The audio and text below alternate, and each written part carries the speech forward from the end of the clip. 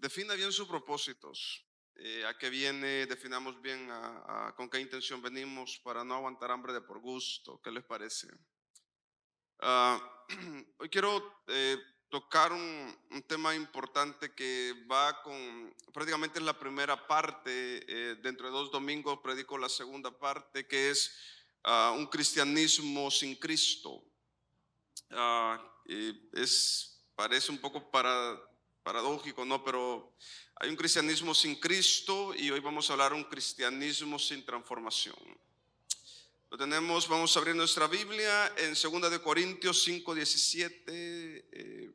Cuando lo tengan me responden con amén. 2 Corintios 5:17. Y dice de la manera siguiente, lo tenemos, está en el Nuevo Testamento, las cartas del apóstol Pablo, 13 cartas, amén. Y dice de la manera siguiente, la credencial es conocida como la 2 Corintios. De modo que si alguno está en Cristo, nueva criatura es. Las cosas viejas pasaron y aquí todas son hechas nuevas. Inclina tu rostro, Padre, te damos gracias. Sé que tú nos vas a hablar, sé que tú vas a hacer algo especial en nosotros, en nuestra vida, en nuestra mente, en nuestro corazón, de acuerdo a tu propósito, tu visión, Señor, para con cada vida y este ministerio. En el nombre de Jesús, amén y amén. Pueden tomar su asiento. Un cristianismo sin transformación. La transformación tiene que ser algo que no surge solamente del deseo humano, sino algo que surge en compañía con el Espíritu Santo. En pocas palabras, la transformación tiene que ver con algo celestial, pero con la voluntad humana. No sé si me doy a entender. Y eso es importante, ¿no? Cuando nuestras vidas no son transformadas por el Evangelio, lo único que estamos viendo es una religión vacía, sin presencia de Dios. Déjeme decirlo una vez más, cuando nuestras vidas no son transformadas por el Evangelio, lo único que estamos viendo es una religión vacía, sin Dios. Oras, ayunas, vigilas, sabes Biblia, pero no hay transformación. La evidencia de que Dios está es la transformación, hermanos. No son ni las lenguas, no son ni tus dones, no es ni la gracia que tú tengas, no es el poner mano por los enfermos y ellos sanan, no es eso. La verdadera evidencia de que tú eres un hijo de Dios es la transformación. Porque si hay algo que no puede hacer el ser humano por sí mismo es cambiar para bien, correcto. Me fascina el comentario de Lutero.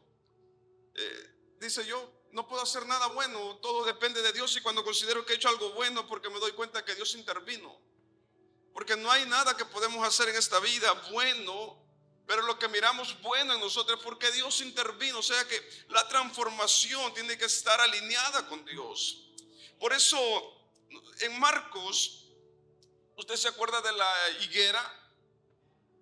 Dice Marcos, me gusta la perspicuidad de Marcos, porque dice de que no era el tiempo de dar fruto, pero que la higuera tenía hojas. Y la higuera no puede dar fruto si no da hojas. Las dos cosas vienen de la mano. Pero esta tenía algo peculiar, que tenía hojas. Cuando Jesús se acerca no mira frutos. Y esto es llamativo. Las hojas son los dones, las hojas son todo lo que tú puedas tener, pero muchas veces no hay frutos. Cuando hablamos de fruto, hablamos de que hay una transformación en la vida del cristiano. Doctor Baba lo conoce, doctor Darino dijo una frase bien interesante: si tu evangelio no transforma y traspasa la cultura, en pocas palabras, si tu evangelio no afecta tu cultura, no afecta tu vida, no afecta tu carácter, dice él, algo está mal.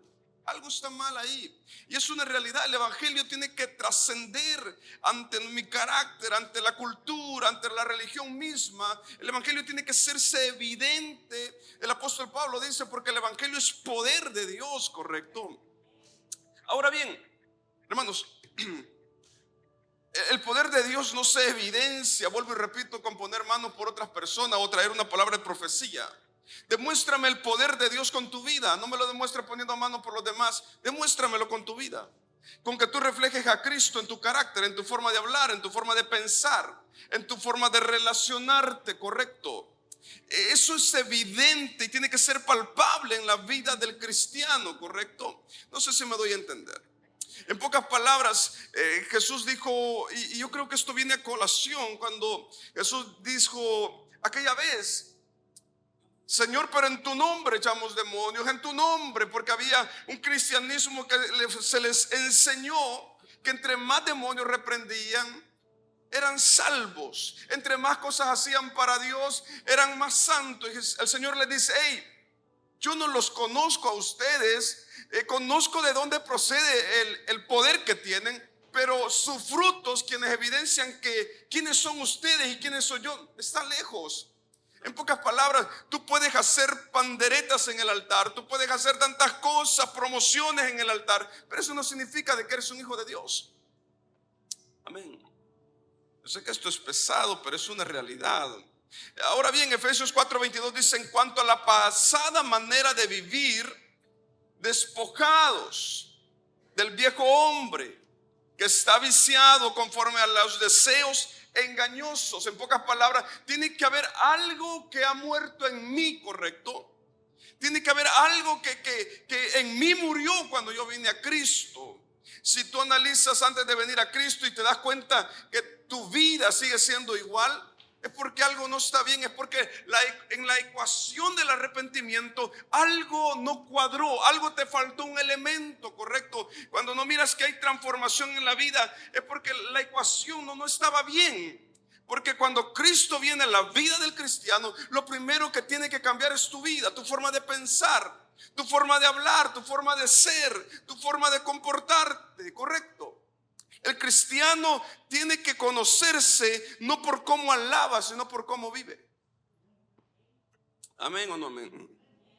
Ahora bien, en 2 Corintios 3:18 dice: así todos nosotros, con el rostro descubierto, reflejando como en un espejo la gloria del Señor, somos transformados a su ¿qué?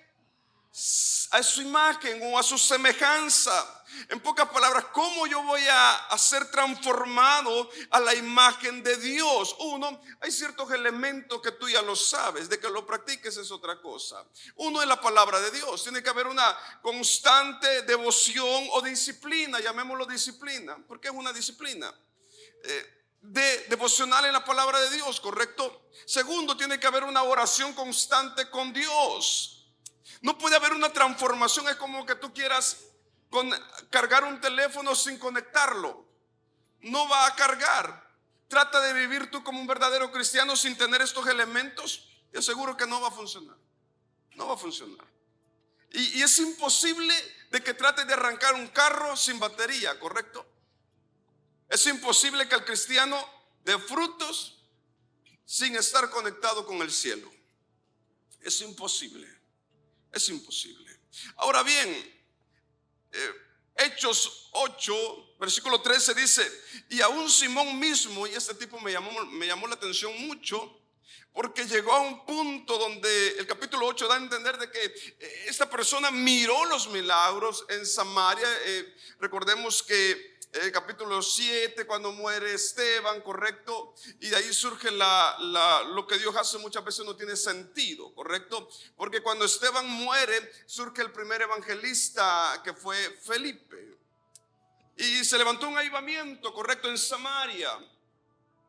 Pero había un hombre que miró los milagros, prodigios, porque como no era la sombra de Pedro, correcto, lo que levantaba a los muertos, sino que el Espíritu Santo, correcto, ojo a esto, no era la sombra, no eres tú, es el Espíritu Santo que está a través de ti, correcto. Ahora bien, pero lo que quiero llegar es que Simón estaba mirando los milagros, dice que él creyó, correcto, Simón el mago creyó.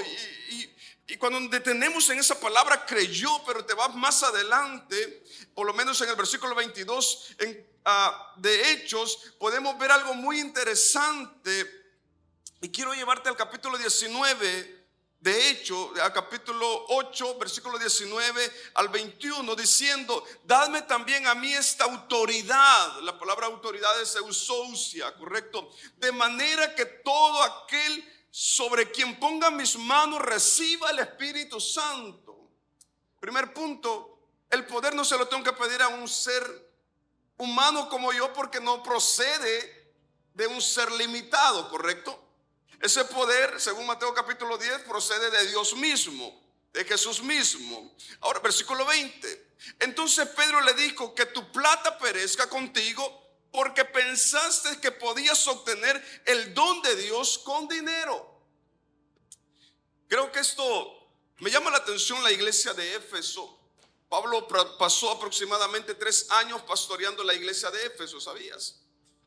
Y me llama la atención y cuando hablamos de que si hubo una iglesia en la cual conoció como pastor al apóstol Pablo, fue la iglesia de Éfeso. Pero a pesar de eso, la iglesia no llegó a la plenitud. Porque cuando miras Apocalipsis, tú vas a entender algo ahí. Están como Simón el mago. Señor, se cansaron, trabajaron bien, sabían doctrina, sabían todo, pero trabajaron tanto para Dios que descuidaron a Dios mismo. Y eso es peligroso. Trabajar tanto para Dios y descuidarlo a Él. No sé si me di a entender. Es una realidad grande. Pero versículo 21: no tienes parte ni suerte en este asunto, porque tu corazón no es recto delante de Dios. Y ese versículo me impactó. O sea, Simón creyó en las señales, Simón creyó en los prodigios, pero había algo en su corazón que no había sido tocado por Dios. Y es que, hermanos, tú puedes creer de que es el poder de Dios, tú puedes creer que en este ministerio está Dios, pero la pregunta es: ¿y? Tú puedes creer: pastor, la prédica fue maravillosa, y pastor, la alabanza fue poderosa, y pastor, y tantas cosas, y mientras el poder de Dios no se manifiesta en tu vida, no va a pasar nada. Seguirás siendo el mismo hipócrita, seguirás siendo el mismo fariseo, seguirás siendo el mismo pecador, seguirás siendo el mismo adúltero, seguirás siendo el mismo mentiroso, porque mientras el evangelio no se haga presente en la vida del ser humano, no va a haber esa transformación que Dios anhela en cada vida. Vuelvo y repito, no es lo que tú hagas, lo poderoso no es lo que tú hagas, es lo que Dios quiere hacer en tu vida. Eso es lo poderoso. No es lo que tú hagas, es lo que Dios quiere hacer en tu vida. Ahora bien, Gálatas 5:22 dice: en cambio el fruto del Espíritu es amor, alegría, paz, paciencia, amabilidad, bondad, fidelidad, humildad. ¿Quieres saber cómo está tu vida espiritual? ¿Cómo tú sabes cuando tienes fiebre? Lo primero que hacen los doctores con el niño, ¿qué hacen? Primero le ponen el termómetro, ¿verdad? ¿Sabes cuál es tu termómetro en tu vida espiritual? Este versículo. Mas el fruto del Espíritu, analiza, haz una lista. Este no lo tengo, este lo tengo, este no. Y así vas a comprender cómo está tu vida espiritual. Ese es tu termómetro espiritual. ¿Cómo andamos con Dios? Vuelvo y repito, y perdón en esto, no me malinterprete, pero a mí espiritual no me hace estar 3 horas de rodillas. Yo he conocido gente adúltera que ayuna más que tú y yo, créeme. Gente hipócrita que ayuna más que tú y yo, y no siguen, y no cambian, y no van a cambiar. Porque no han entendido que el evangelio, el poder de Dios no se evidencia con eso, sino en la disposición que yo tenga para decirle: Señor, aquí está mi vida. Yo no puedo quitar de mí de la noche a la mañana esta raíz de pecado, pero Señor, cada vez que se me presente la tentación en mi debilidad, en vez de yo acudir a mi debilidad, yo quiero correr a la cruz. Señor, dame esa fuerza de voluntad, oh Dios, para yo correr a la cruz. Cuando quiero decir algo que no es correcto, Señor, ayúdame, hazme recordar que de toda palabra yo voy a dar cuenta, Señor. Prácticamente la transformación no solamente tiene que ver con el poder de Dios, sino un trabajo en equipo con Dios y la creación misma, ¿correcto? Y eso es interesante. Según Tesalonicenses 3:5 dice que el Señor los lleve a amar como Dios ama y a perseverar como Cristo perseveró. Esa es la vida del cristiano, una vida de constante perseverancia.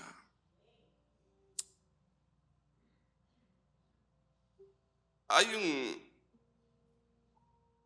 Hay un canto, yo no sé, y perdón por mi ignorancia, pero se le atribuye a un canto mundano, otros a un canto cristiano. Yo lo escuché de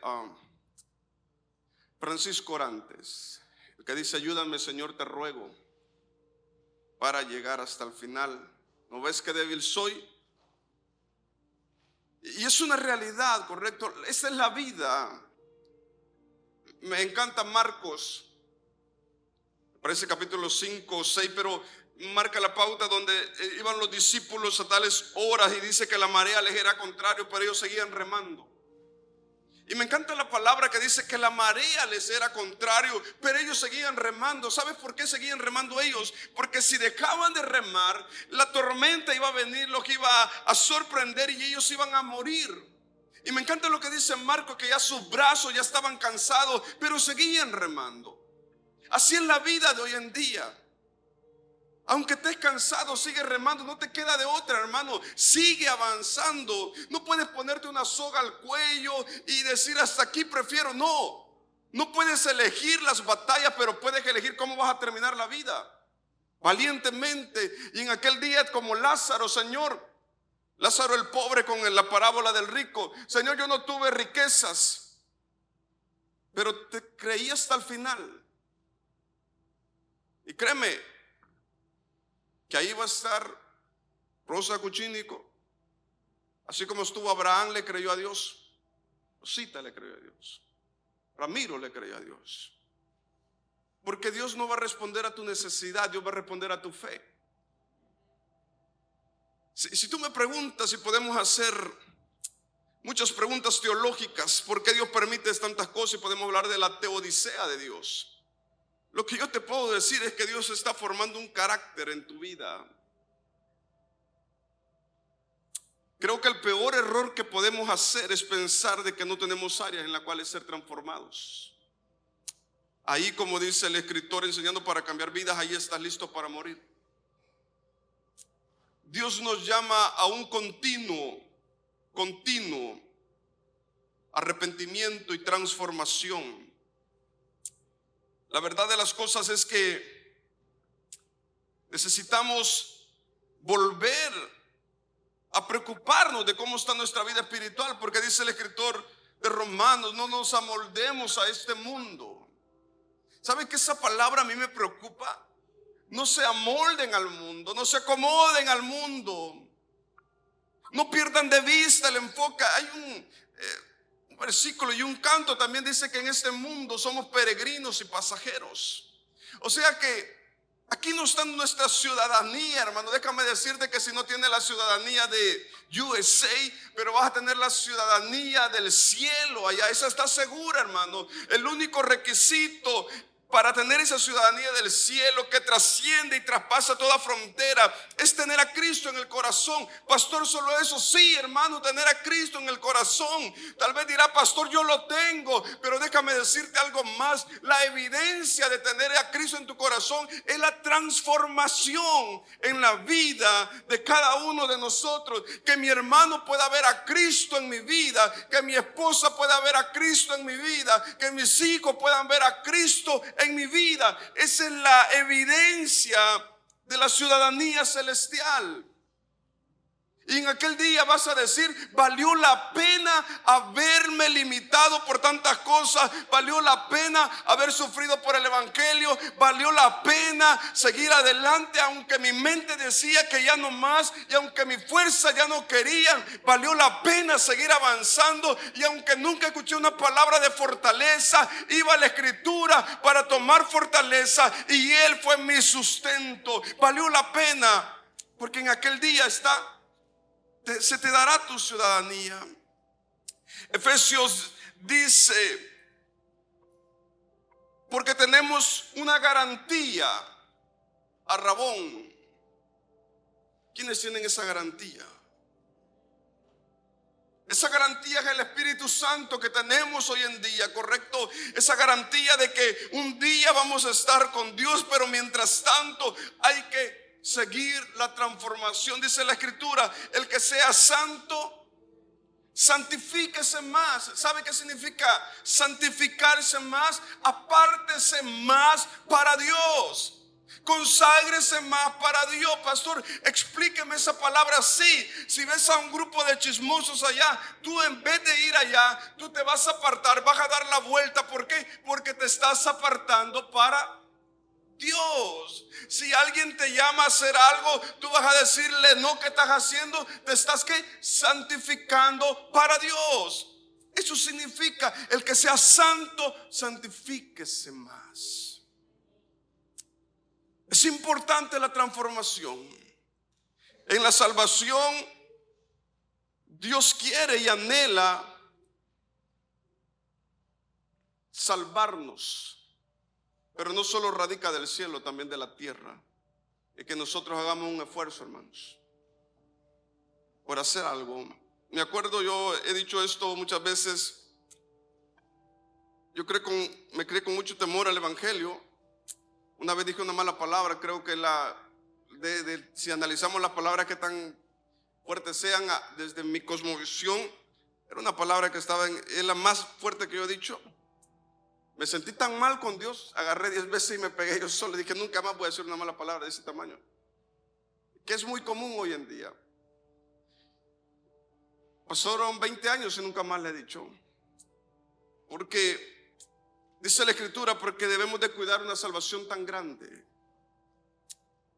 Hermanos, la salvación no es cualquier cosa. Estaba un hermano y estábamos hablando y le digo, bro, imagínate esto. Hoy en día, en un momento de locura, te vas para el antro, te echas unas cuantas cervezas, te metes con 2 mujeres. La pregunta, gastaste toda la semana, es tu dinero, puedes hacer lo que quieras, ¿correcto? La pregunta es, le digo, pasaste, no sé nada de eso, pero pasaste una noche entera, 8 horas te duró el placer, 8 horas te duró la felicidad momentánea. Pero imagínate, le digo, te sientes tan feliz y en las nubes, pero imagínate que Cristo venga en ese momento. Ahora, le digo, balancea 8 horas de placer con una eternidad sin Dios. Así es la vida. Dios anhela y desea que cada uno de nosotros podamos dar frutos dignos de arrepentimiento. Yo siempre he dicho esto, y ayer hablábamos con los hermanos, no tomes a mal las críticas que te hacen. Escúchalas y reflexiona en ellas. Porque las críticas, en vez de destruirte, pueden ser para enmendar ciertos patrones que están mal en tu vida. Y tal vez dice la gente, mira, Donnie es muy creído, no saluda. Tal vez solamente eso le falta, detenerse ante un hermano y decirle, bro, Dios te bendiga, me dio gusto verte. Tal vez tiene todos los frutos, pero la gente lo está catalogando como un arrogante. Esa crítica lo va a hacer ahí reflexionar ¿Qué tanto está demostrando el amor de Cristo? Un saludo puede cambiar la diferencia. Tal vez tú digas, pero pastor, ¿cómo que? Sí, un saludo. Yo no puedo juzgar a todas las personas bajo el mismo nivel emocional, intelectual, espiritual y de madurez. Tal vez la persona que está ahí anhela un saludo o un abrazo de la persona y decirle, bro, ¿sabes qué? Cristo te ama, no estás solo. ¿Por qué me dices eso, bro? Yo no lo sé, pero solo quiero darte un abrazo y decirte que esa es tu iglesia. Aunque para ti no sea nada, la persona que está pasando esa tormenta puede ser algo que va a edificar y cambiar las vidas. Pero hay algo muy interesante. Uno, es que debemos de comenzar a vernos como tal. Como pastor, sí, a vernos como hijos de Dios. Te tengo una mala noticia, hermano. Dios no tiene preferidos, nietos, ni sobrinos. Dios tiene hijos. ¿Quiénes son hijos de Dios? Déjame darte otra mala noticia. Si eres un hijo de Dios, tienes que saber esto y nunca lo olvides, nunca lo olvides. Tienes que aprender a aceptar el castigo de papá. Amén. ¿Quiénes son hijos de Dios? Te voy a traer mala noticia. Un hijo de Dios tiene que aprender a someterse a la voluntad de papá. Amén. Y aquí va este paréntesis de la voluntad de Dios. El hijo no tiene que preguntarle a papá el por qué. El hijo no está para preguntar, está para obedecer y punto, y se acabó. Porque papá sabe lo que hace, lo que dice. Si te das cuenta, Génesis capítulo 11, capítulo 12, Abraham no le pregunta, pero ¿cómo yo, Señor? Él agarró sus maletas y vámonos. Porque el hijo está para obedecer lo que papá diga. Amén. Lo que papá diga está para obedecer. Qué chulada de hijos así, ¿no? Con nosotros, ¿no? Pero el más pequeño dice, bueno, no. Y otra noticia en cuanto si somos hijos de Dios, el hijo de Dios tiene que tener patrones como Dios los tiene, mayormente como Cristo los tiene. Como pastor, sí. Si tú te crees en una familia rebelde, basado en las estadísticas, va a tener algo patológico también de rebeldía en tu vida. Pero si miramos la vida de Cristo y Él es nuestro hermano mayor, vamos a imitarlo. Él mismo dijo, imitadme a mí, porque soy manso y humilde. Yo no entiendo cómo hay hermanos, dice, pastor, yo quiero ser como Cristo. ¿En cómo? En el poder, en cómo reprendía a los demonios. Sí, pero espérate. ¿Por qué no somos como Cristo en su carácter, en su humildad, en su madurez? Cuando le decían algo, Él callaba. Sus palabras eran palabras dulces, como dice Proverbios, correcto, que las palabras dulces pueden apagar un conflicto. ¿Por qué no ser como Jesús en esas áreas? Tal vez tú digas, pero pastor, Jesús fue Jesús. Sí, pero yo te puedo hablar de Moisés, te puedo hablar de José, te puedo hablar de... Bueno, para poner excusas cualquiera. Pero podemos ser como Cristo en muchas áreas, correcto, porque la meta no es Cristo. En cómo hablaba, aún en cómo se relacionaba con los amigos. Una vida ejemplar. Yo dije algo hace mucho tiempo. El éxito de la cruz, la cruz no demuestra, o la resurrección, la muerte no demuestra que Jesús realmente fue el Hijo de Dios. Lo que demuestra que realmente fue el Hijo de Dios fue su vida misma. Porque una vida inigualable, una vida que cuando hablaba Jesús, dicen los historiadores, que su mirada era tan profunda, tan limpia y tan transformadora, que el pecador más pecador, con solo ver esa mirada profunda, se podía arrepentir. Con solo verlo de cara a cara y ver sus ojos a la profundidad, dicen que el pecador podía arrepentirse. Porque la ventana, dicen, los ojos son la ventana del alma. Pero en honor a la verdad, ¿qué dicen de mí?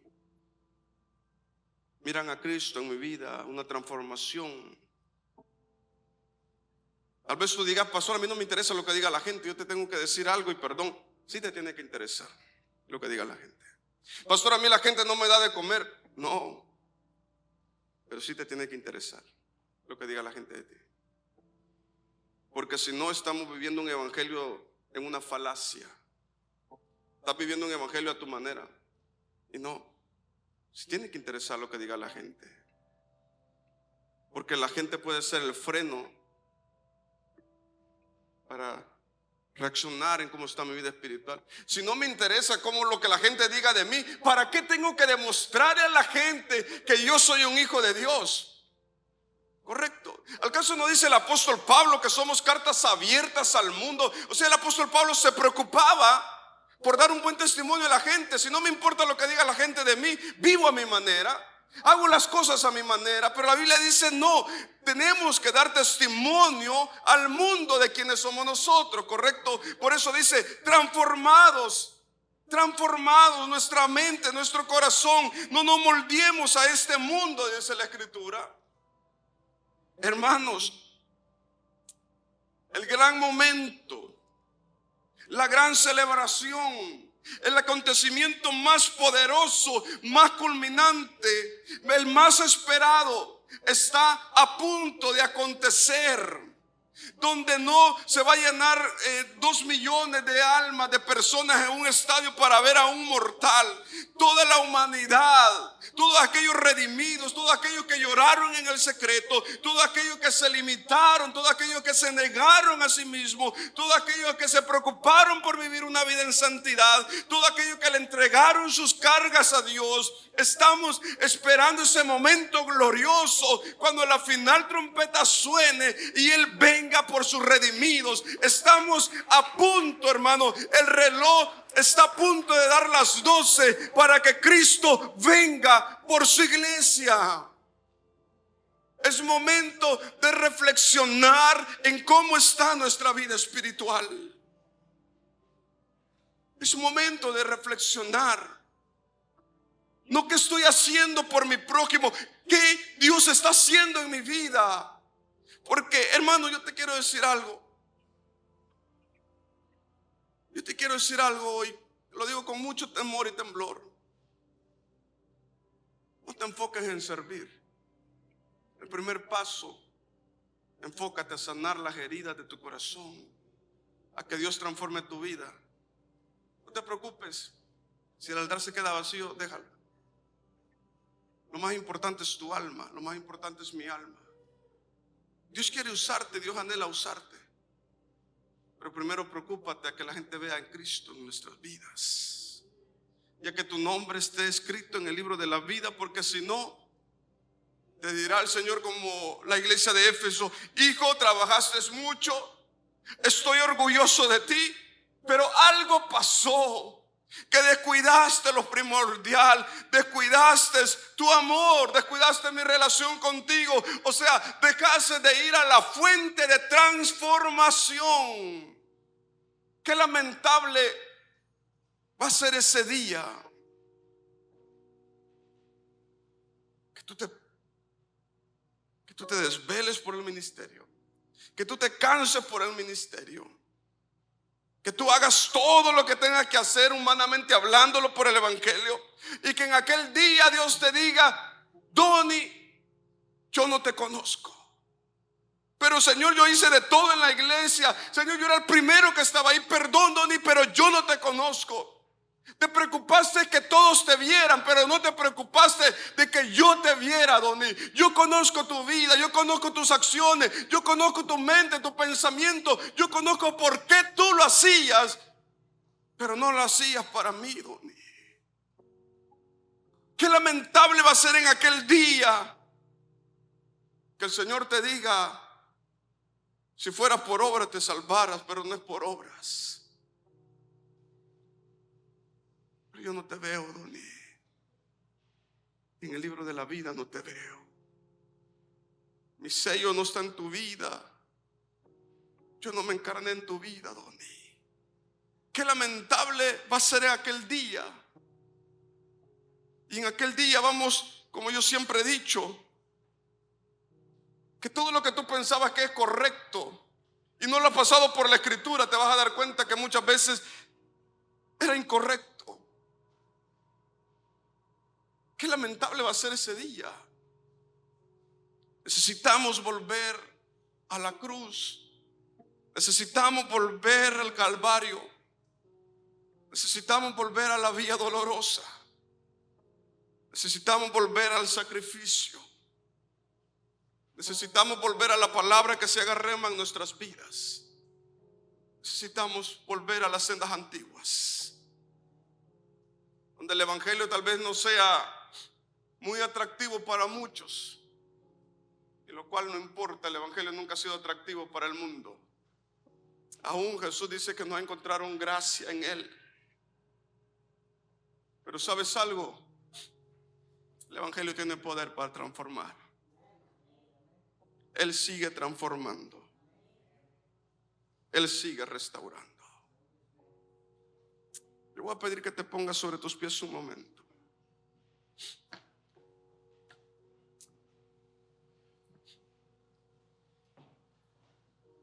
Ahí te voy a pedir que inclines tu rostro y solo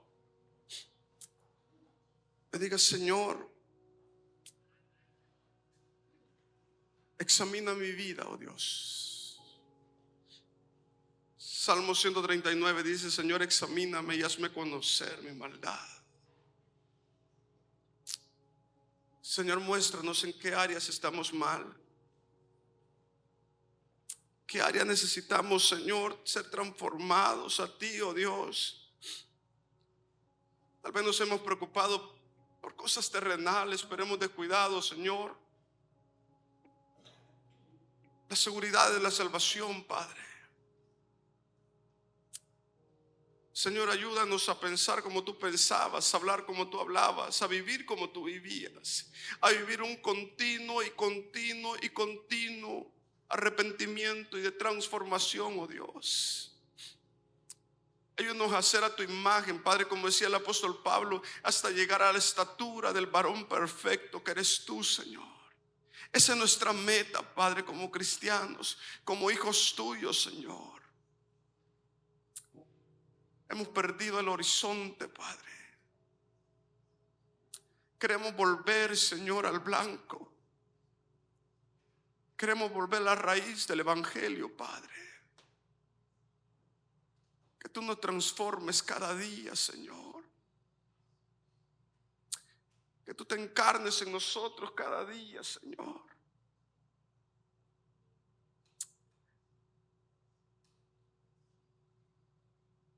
Ayúdanos, Señor. Ayúdanos a hacer la diferencia, Padre. En un mundo, Señor, que a lo inmoral le llaman moral. Que le hemos titulado y le hemos puesto títulos a los pecados: mentira blanca, mentira inocente. Que hemos justificado nuestras acciones, Padre, cuando tu palabra dice que ante ti no existe tal cosa, Señor. Ayúdanos a temblar ante tu palabra, Señor. A venir con reverencia ante tu presencia, oh Dios. Solamente extender su mano y tocar. Volver a esos cimientos. Así esta noche, hoy, como un pueblo, Señor. Volver a ese evangelio, Señor. Que liberes. Aquí estamos, Señor. El problema no eres tú, el problema somos nosotros. Que restaure nuestra vida, Dios. Nosotros siempre hemos sido el problema, Señor. Ayúdanos, Padre. Aquella mujer, quizá. Rendimos nuestra mente, nuestra voluntad a ti, Señor. Porque sin ti nada sabemos, sin ti no podemos hacer nada, Señor. Y no le iba bien, le iba peor, dice. Aquí está tu pueblo, Señor. Escuchó que el maestro pasaba por la ciudad. En el nombre de Jesús. Por su ciudad. Quiero pedir a nuestra hermana Nancy. Bueno, gracias por haber estado acá y quedarte hasta el final de escuchar esta palabra, que espero que haya sido de edificación para tu vida. También hemos estado orando mucho para que toda esta palabra haya transformado y esté transformando tu vida. Gracias por haberte quedado acá y apoyarnos a través de esta plataforma. Dios te bendiga y dale like. Bendiciones.